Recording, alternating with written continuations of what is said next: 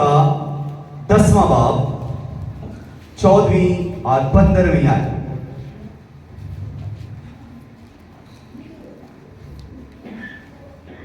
इस सबब से ऐ मेरे प्यारो बुत परस्ती से भागो। मैं अक्लमंद जान कर तुझसे कलाम करता हूं, जो मैं कहता हूं तुम आप उससे परखो। खुदावंद के कलाम के पढ़े सुने और कबूल किए जाने पर खुदा की कसरत से बरकत हो। सब कहे आमीन। बुत परस्ती से भागो। आज जो मेरा मज़मून है वो है बुत परस्ती से भागो।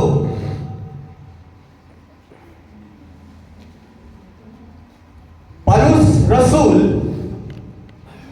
कुरिन्थस की कलीसिया को खत लिखते हैं। तो क्यों लिखते हैं? आज हम जानेंगे कि वो कुरिन्थस की कलीसिया को यह खत क्यों लिखते हैं। उन्होंने कुरिन्थस की कलीसिया को इसलिए खत लिखा कि वो बुत परस्ती के अंदर आ गए थे, गुनाह के अंदर आ गए थे। इसलिए उन्होंने कुरिन्थस की कलीसिया को खत लिखा। और कुरिन्थस यूनान का कैपिटल है, यानी यूनान का बैनुल-अक़वामी शहर है। और इस शहर को यानी माली और तजारती लिहाज से यह एक मरकज था। यहां दूर दराज से यानी दूसरे मुल्कों से इस जगह पर कारोबार करने के लिए आते और इसकी सिकाफत भी मशहूर थी। इस वजह से जब दूसरे लोग इस मुल्क में आते हैं, ये एक तजारत का मरकज है, तो जब लोग दूर दराज से आएंगे, दूसरे मुल्कों से आएंगे, दूसरी कौमों से आएंगे, तो फिर वो इस मुल्क में अपना वो सब कुछ भी लेकर आएंगे जो वो अपने मजहब में करते हैं, जो अपने मुल्क में करते हैं, जो अपने शहर में करते हैं, वो सब भी इस शहर में लेकर आएंगे। और उनमें सबसे बड़ी जो बुराइयां फैल रही थी वो 5 थी। पहली बुराई, चूंकि ये तजारत का मरकज था तो इसलिए ये माली हवस थी, और ये माली हवस बहुत ज्यादा बढ़ चुकी थी। फिर दूसरी बुराई जो इसमें थी वो बदकारी थी, और तीसरी बात खलाकी थी, और चौथी जो है उसमें वो मस्ती बिदात पैदा हो चुकी थी। यानी वो अपनी तालीम कलीसिया के अंदर लेकर आ गए, और ये खतरनाक बात है। और 5वीं जो आखिरी बात मैं आपके सामने पेश करने को हो वो है बुत परस्ती। और वो बुतों को लेकर आए क्योंकि उनकी आदत थी कि वो बुतों की पूजा करते, वो बुतों को बनाते, वो बुतों की पूजा करते, और वो बुत अपने साथ लेकर कलीसिया के अंदर आए। कुरिन्थस की कलीसिया में से बहुत सारे लोग बुत परस्ती करने लगे, और वो लोग बुत परस्ती करने लगे जिन्होंने मसीह का बपतिस्मा लिया। वो लोग बुत परस्ती करने लगे जिन्होंने मसीह यीशु के नाम की परस्तिश की, और वो बुत परस्ती करने लगे जो यीशु के लहू से धुल चुके थे। लेकिन अब वो बुत परस्ती करने लगे, उनके अंदर बिदात है, वो उनकी हालत बिगड़ती जा रही है। और इस बात की खबर जब पौलुस को मिली तो पौलुस ने उनको यह खत लिखा। इसलिए उसने ये खत लिखा, और इसमें वो अनवार किस तरह मुखातिब करता है कलीसिया को कि ऐ मेरे प्यारो बुत परस्ती से भागो। हमें भी आज सोचना है, क्योंकि हम भी मसीही हैं। यह खत जब पौलुस रसूल ने लिखा, उस वक्त खुदा यीशु मसीह को इस जमीन से आसमान की तरफ सौत फरमाए तकरीबन जो है वो 35 से 40 साल हुए थे। तो आप अंदाजा कर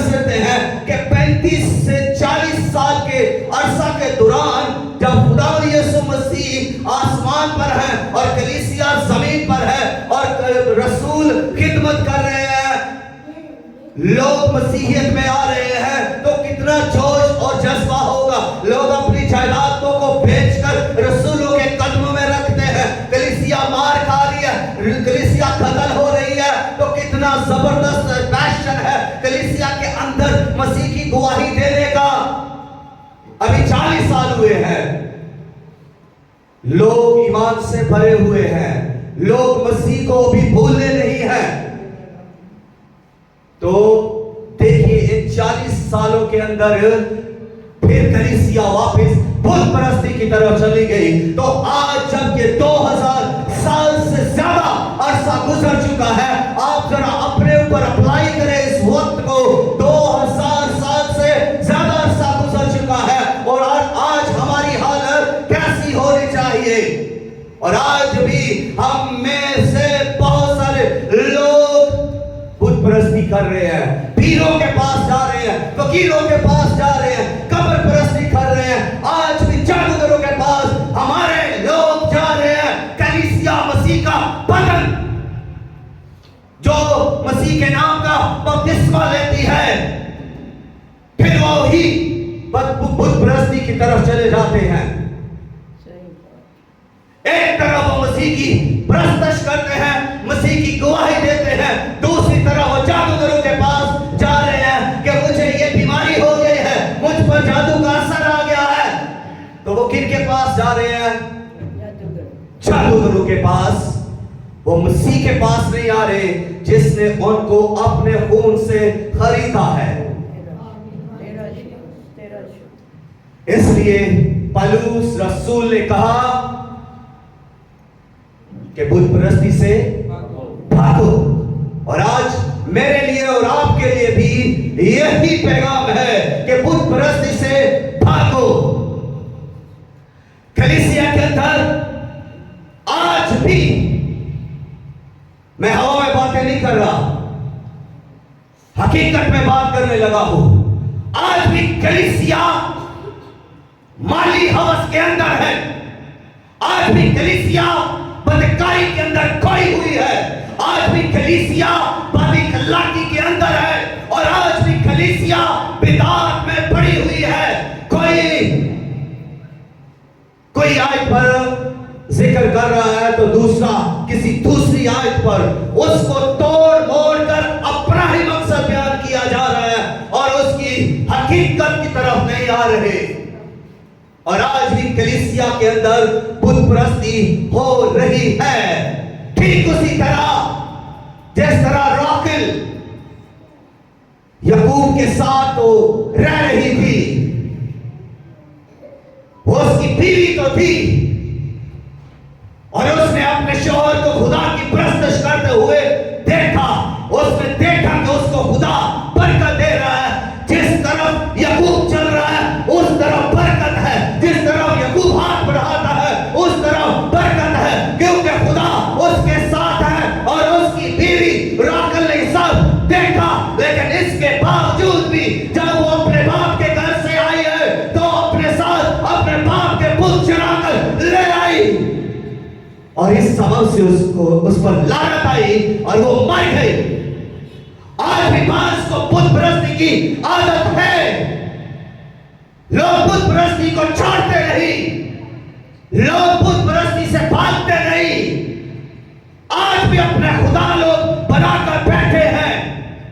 लेकिन मेरे लिए और आपके लिए पैगाम यह है कि बुत परस्ती से भागो।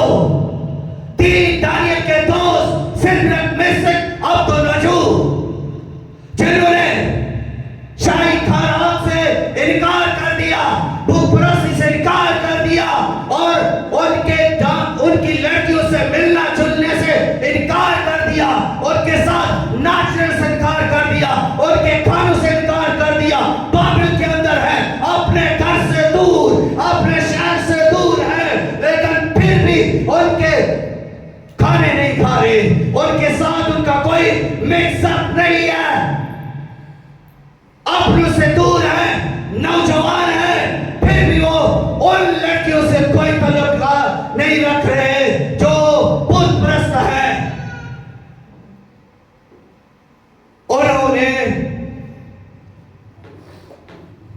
खुदा के लोग हैं और उन्होंने खुदा को प्रेजेंट किया।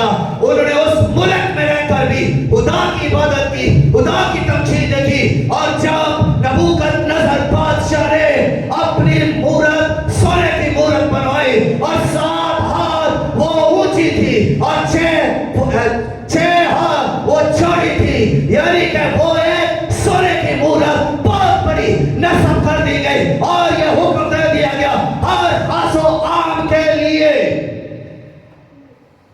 मशीर से लेकर वजीर, नाज़िम और जितने आमल थे, नजूमी थे, फाज़िल, पढ़े लिखे मर्द औरतें, सबके लिए एक हुक्म जारी हुआ। और हुक्म वो ये है कि जब करना और नए की आवाज और बरबत की आवाज बुलंद हो, हर कोई इस मूरत के आगे झुके और सजदा करे। हुक्म आम है, हर कोई उस मूरत को सजदा करने के लिए निकला है। सबने उस मूरत की प्रस्तुत की, उस मूरत के आगे झुक गए। लेकिन 3 लोग सदरक मिशक अब्दुन्नजूर ने झुकने से इनकार कर दिया। उन्होंने मूरत को सजदा नहीं किया, उन्होंने बुतों की प्रस्तुत नहीं की। उनके खिलाफ गिबत हुई, उनके खिलाफ शिकायत की गई कि वो 3 नौजवान बादशाह तेरी मूरत को सजदा नहीं करते। बादशाह कहर में आया, बादशाह गुस्से में आया। नबूकदनेस्सर ने एक और फरमान जारी किया कि लाओ उनको मेरे सामने। जब उनको पूछा गया कि तुमने मेरी मूरत को सजदा क्यों नहीं किया, तो उन्होंने कहा बादशाह हम तेरी मूरत को सजदा नहीं करेंगे, ना अब ना फिर कभी कभी हम तेरी मूरत के आगे नहीं झुकेंगे, चाहे वो सोने की भी है, हम नहीं झुकेंगे। वो खुदा के लोग थे, उनके दिल मजबूत थे, उनका ईमान मजबूत था। वो खुदा पर तवक्कुल करते थे, वो खुदा पर भरोसा करते थे, उन्होंने खुदा को सजदे किए थे, उन्होंने खुदा की इबादत की थी। वो बुत परस्ती की तरफ नहीं थे, उन्होंने गैर मबूदों की प्रस्तुत नहीं की, वो खालिस थे। कलीसिया आज हमें सीखने की जरूरत है। आज हम इन चीजों को ले, उन्होंने बुतों उस मूरत की पूजा करने से इनकार कर दिया।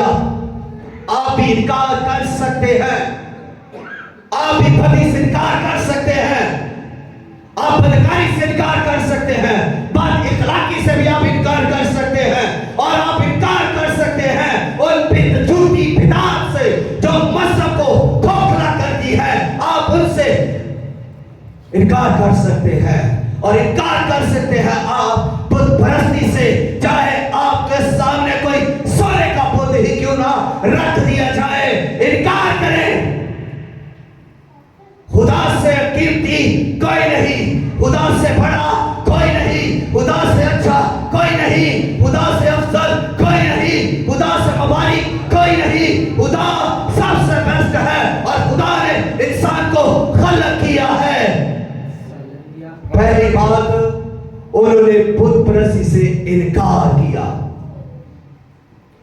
दूसरी बात, उन्होंने बादशाह को चैलेंज दिया, हम तेरी मूरत के आगे नहीं झुकेंगे। उन्होंने चैलेंज दे दिया कि हम बुत परस्ती नहीं करेंगे। क्यों किया? कि उन्होंने ये पढ़ा था, उन्होंने खरूज 20 बाब 3 और 4 आयत को पढ़ा था, जहां पर लिखा है कि तू मेरे हुजूर गैर मबूदों को ना मानना और ना कोई मूरत बनाना, जो ऊपर आसमान पर हो और नीचे जमीन पर या जमीन के नीचे पानी के अंदर हो, ना कोई मूरत बनाना, ना कोई सूरत बनाना और ना उसकी इबादत करना।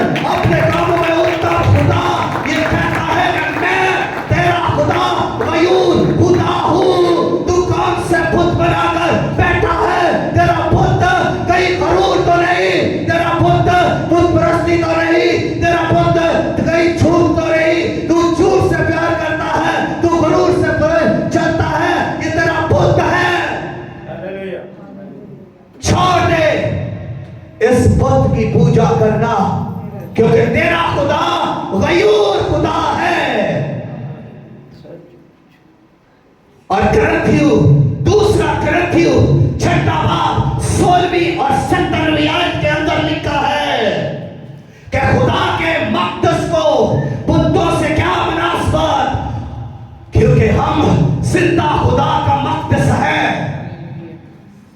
और खुदा फरमाता है कि मैं उनमें बसूंगा और उनमें चलूं और फिरूंगा और मैं उनका खुदा होगा और वो मेरी उम्मत होंगे और मैं उनका खुदा होगा, मैं उनका बाप होगा और वो मेरी बेटियां और बेटे होंगे।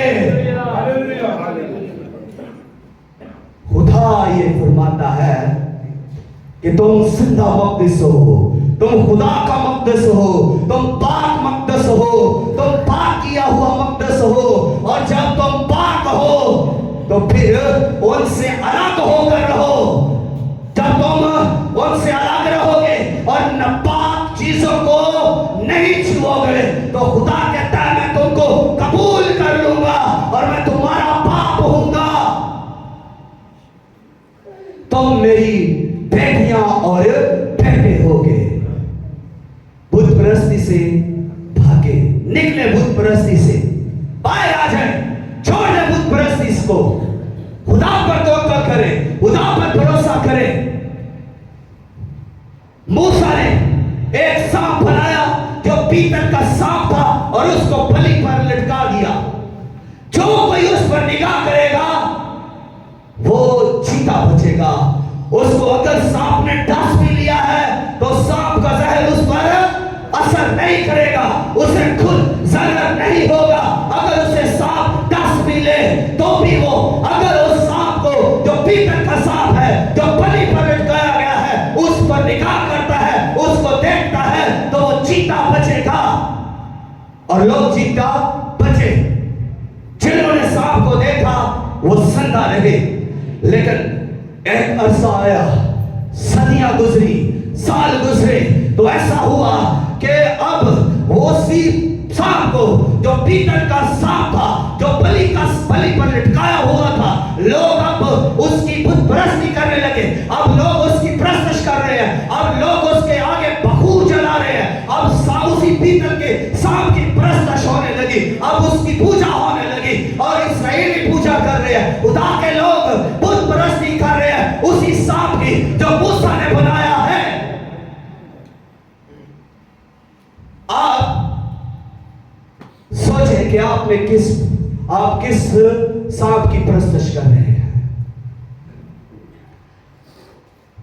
आप कुछ ऐसी चीजों की परस्तिश कर रहे हैं जो आपके बड़ों ने बना दी है, खड़ी कर दी है। वो वक्त के हिसाब से भी मूसा ने अगर सांप बनाया तो खुदा के हुक्म के मुताबिक बनाया और खुदा ने ये नहीं कहा था, ना मूसा ने ये कहा था कि सांप की परस्तिश की जाए, इस सांप की पूजा की जाए, इस सांप के आगे बखूर जलाया जाए। लेकिन खुदा का सिर्फ इतना हुक्म था कि एक पीतल का सांप बना और उसे बलि पर चढ़ा, जो उसे देखे वो सांप के जहर से बच जाएगा। ये एक मकसद था, ये एक टेनोर थी और इसी काम के लिए ये था, नॉट फॉर एवर, ये हमेशा के लिए नहीं था। लेकिन चूंकि वो हमेशा के लिए रहा, आगे पर कायम रहा और लोग उसकी पूजा करने लगे, क्योंकि ये मुकद्दस खुदा के नबी मूसा ने बनाया है तो उसकी पूजा करने लगे। देखिए, कोई पास्टर आपको कोई हुक्म देता है या कोई काम करने को कहता है कि आप ये कर लें, तो ये वक्त के हिसाब से था। लेकिन ये नहीं कि फॉर एवर ही हम वो करते जाएं। वक्त के हिसाब से करेंगे तो फायदा होगा, लेकिन उस वक्त से आगे निकल जाएंगे तो फिर उसी काम को करने से आपको नुकसान भी हो सकता है। जब नुकसान हो रहा है तो ना करें, इसलिए कि ये हुक्म कोई खुदा का हुक्म नहीं है। जब जज को नुकसान हो रहा है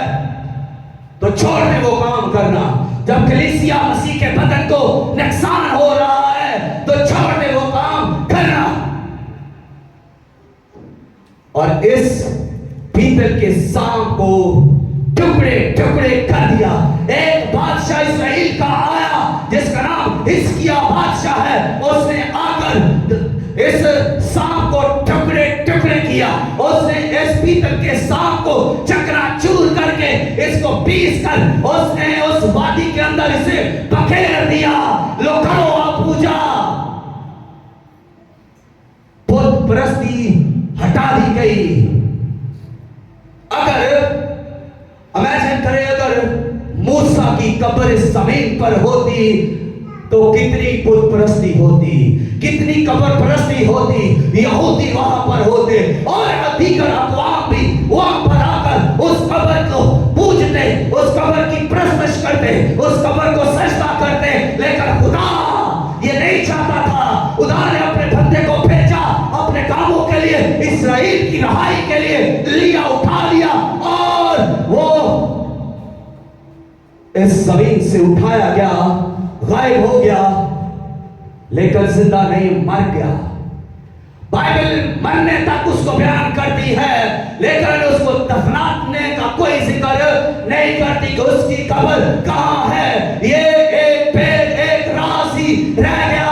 अगर ये कब्र का पता चल जाता कि मूसा इस जगह पर दफन है, तो उस पर आज बहुत बड़ा एक मकबरा होता। शायद वो मकबरा सोने और हीरे का होता, क्योंकि लोगों ने कहना था कि इससे बड़ा नबी तो कोई है नहीं, और उसकी प्रस्तश कर रहे हो। आज देखें इंसान को किसने बनाया? इंसान को खुदा ने बनाया है, लेकिन इंसान आज लहमा फिक्रिया है कि आज इंसान खुदा बना रहा है। खुदा इंसान को बनाता है, लेकिन इंसान खुदा बना रहा है, और खुदा हाथों के बनाए हुए बुतों को खुदा बना रहा है और उनकी प्रशंसा कर रहा है। जिसकी आप पूजा करते हैं, जिसकी आप प्रशंसा करते हैं, जिसको आप खुदा से ज्यादा दर्जा देते हैं, वही आपका खुदा है, वही आपका खुदा है। जिसको आप सबसे ज्यादा दर्जा देते हैं, खुदा से भी ज्यादा। लोगों ने अपने हाथों से, इंसानों ने लकड़ी के बुत बनाए, पत्थर के बुत बनाए, शीशे के बुत बनाए और पीतल के बुत बनाए, सोने के चांदी के बुत बनाए और उनकी पूजा की। आज लोग दो तरह के हैं, बुत बनाने वाले और बुत पूजने वाले। खुदा ने दोनों को मना किया है, ना बुत बनाने हैं, ना उनकी पूजा करनी है। तो उनकी इबादत ना करना, ना उनको सजदा करना, ये किस में सूरपुरा में आता है? ये दूसरा में बुतों की पूजा ना करो। और ना कोई मूरत जो ऊपर आसमान पर है, ना जमीन पर, ना जमीन के नीचे, उनकी कोई मूरत ना बनाना। ये बुत बनाने वाला पहला दर्जा है। कुछ लोग बुत बनाते हैं, कुछ लोग बुत पूजते हैं।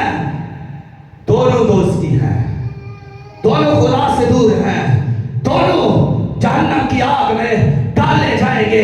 इसलिए कलीसिया होश के नाखन लीजिए और बुत परस्ती से भागो, बुत परस्ती से भागो। पौलुस ये कह रहा है, मैं तुम्हें अक्लमंद जानकर ये बातें कह रहा हूं, ये लिख रहा हूं तुम्हें अक्लमंद जानकर। कलीसिया खुदा आपसे इसलिए अपने खातमों के जरिए से मुखातिब होता है कि खुदा को आपकी फिक्र है, खुदा आपका खुदा है, खुदा आपका परवरदिगार है। वो हर रोज आपको आपकी परवरदिगारी करता है, वो हर रोज आपको पालता है और उसको आपके बदन की, आपकी रूह जान की फिक्र है, वो ख्याल करता है आपका। इसलिए वो आपको अपने खातमों के जरिए से अपना कलाम देता है, ताकि आप अक्लमंद होकर समझ ले, जान ले, बदी से किनारा करे, बदकारी को छोड़े, बुत परस्ती से अलग हो जाए और नापाक चीजों को ना छुए, अलग हो जाए। खुदा फरमा रहा है, इंसान जो सोता अपनी मर्जी से है, मगर जागता उसकी मर्जी से है। फिर इंसान फख्र करता है, फिर इंसान बुत बनाता है, फिर इंसान जादूगरी करता है, जादूगरों के पास जाता है, खुद अपने बारे में उसे पता नहीं कि आज रात मैं सोया हूं और सुबह उठूंगा कि नहीं। खुदा की मर्जी है, खुदा के कंट्रोल में है। जिसने आपको अपना सांस दिया, उसने आदम को पैदा किया और अपना दम उसमें फूंका। बदन खाक है, खाक के साथ जा मिले जिस तरह पहले मिली हुई थी, और रूह खुदा के पास जहां से वो आई। इसलिए हमें पता ही नहीं कि सुबह हमने जागना है या नहीं। आप इस दुनिया में बहुत सारी मिसालें आप इर्द गिर्द देख सकते हैं। लोग रात को सोए मगर सुबह जागे नहीं। फिर हमें कितना होश में आने की जरूरत है। बुत परस्ती से भागो। उन 3 लोगों ने, उन 3 लड़कों ने चैलेंज दिया बादशाह को, जो वक्त हाकम है, जो बाबिल का बादशाह है, नबूकदनेस्सर बादशाह है, जो एक जबरदस्त बादशाह है, जो एक जालिम बादशाह भी है, और उसको चैलेंज दिया कि बादशाह हम तेरी मूरत को सजदा नहीं करेंगे, नहीं झुकेंगे। चैलेंज दिया, और चैलेंज जब उन्होंने दिया है तो उनको उसने कहा तुम्हें आग की भट्टी में डाल दिया जाएगा। उन्होंने कहा ऐ बादशाह, इस अमर में हम तुम्हें जवाब देना मुनासिब नहीं समझते। उसने एक हुक्म किया, और हुक्म यह कि इनको आग में डाल दिया जाए और आग की शिद्दत, आग की तेजी को बढ़ा दिया जाए। और उन्होंने आग की शिद्दत को बढ़ाया, आग की तेजी को बढ़ाया, और सदरक मिशक अब्दुल नजूर को आग की भट्टी के अंदर डाल दिया गया। और डालने वाले, बाइबल में लिखा है कि डालने वाले जल गए, जिन्होंने फेंका था वो जल गए। और वो 3 लोग उस आग के अंदर टहल रहे हैं, वो तीनों उसके अंदर फिर रहे हैं, बल्कि तीनों नहीं, एक और भी उसके अंदर आ गया। और तीसरा चौथा कौन है? इलासादा बादशाह आगे बढ़ता है, बादशाह गौर करता है, बादशाह गौर से निगाह करता है और देखता है कि 3 नहीं, अब तो आग के अंदर 4 है, और चौथे की सूरत इलासादा की सूरत है। उसने अपने फेंकने वालों को बुलाया, इधर आओ। कितने फेंके थे? उन्होंने कहा 4। उन्होंने कहा गौर से देखो आग के अंदर कितने चल रहे हैं। उन्होंने कहा 4, और चौथा इलासादा है, और चौथा खुदा का बेटा है, और चौथा जो है वो खुदावंद यीशु मसीह है। उसने उनकी मदद आग से बाहर नहीं की, उसने उनकी मदद आग में की है। खुदा आपकी मदद आजमाइश से पहले नहीं करता, लेकिन कई बार खुदा आपकी मदद आजमाइश में करता है। जब आप आजमाइश में हैं, आपकी मदद खुदा कर रहा होता है ताकि आप आजमाइश में से निकल जाएं। और ये भट्टी के अंदर है, आग के अंदर क्या कर रहे हैं? चल रहे हैं। आग की शिद्दत, आग की गर्मी, आग उन्हें कुछ नुकसान नहीं दे रही, और वो जल नहीं रहे। उन्हें वो आग भी ठंडी रेत की तरह लग रही है। वो तो ऐसे फिर रहे हैं जैसे एसी के कमरे के अंदर हो। उन्हें कुछ जरर नहीं हुआ, और उनको जब बाहर निकाला गया तो लोग उनको सूंघने लगे। उनको कपड़ों को भी सूंघ रहे हैं, उनके बालों को भी सूंघ रहे हैं, उनको छू छू कर सूंघ रहे हैं। इनमें से तो जलने की बदबू तक नहीं आ रही, इनका बाल तक नहीं जला, कपड़ों में से भी जलने की बू नहीं आ रही, क्योंकि इलासादा उनके साथ था। उस आग में खुदावंद यीशु मसीह की हजूरी, उसका जलाल था। इसलिए जब आप पर भी खुदा की हजूरी और खुदा का जलाल होगा, आप भी कोई आम इंसान नहीं होंगे, आप भी चैलेंज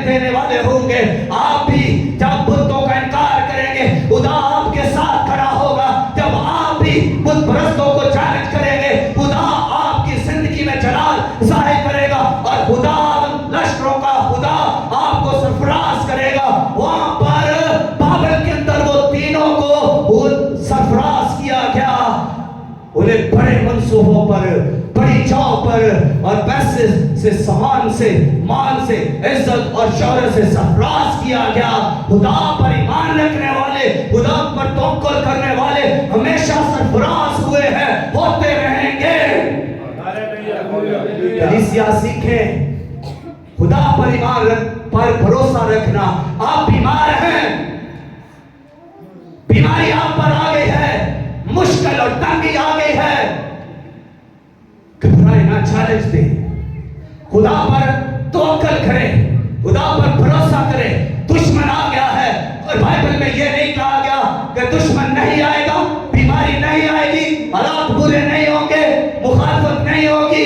ये बाइबल के अंदर ऐसा कुछ भी आपको नहीं मिलेगा। दुश्मन आएगा, बीमारी आएगी, हालात बुरे होंगे, मुखालफत होगी, ये सब कुछ तो होगा, लेकिन खुदा ये फरमाता है कि दुश्मन आएगा तो तुमने क्या करना है? तुमने पहली बात खुदा के ताबे हो जाना है और खुदा के सब हथियारों को बांध लेना है और दुश्मन का मुकाबला करना है, तो वो तुमसे भाग जाएगा, दुश्मन भाग जाएगा, मुखालफत खत्म हो जाएगी और बीमारी छोड़ जाएगी, आप शिफा पा जाएंगे, हालात बुरे थे, हालात बेहतर हो जाएंगे और आप बाहर होकर खुदा के नाम को जलाल देने के लिए सरफराज होंगे। हालेलुया। इसलिए बुत परस्ती से भागे। आए तुम खड़े हो जाए प्लीज, सब अपने कदमों पर खड़े होकर खुदावन की तमजीद करें। अगर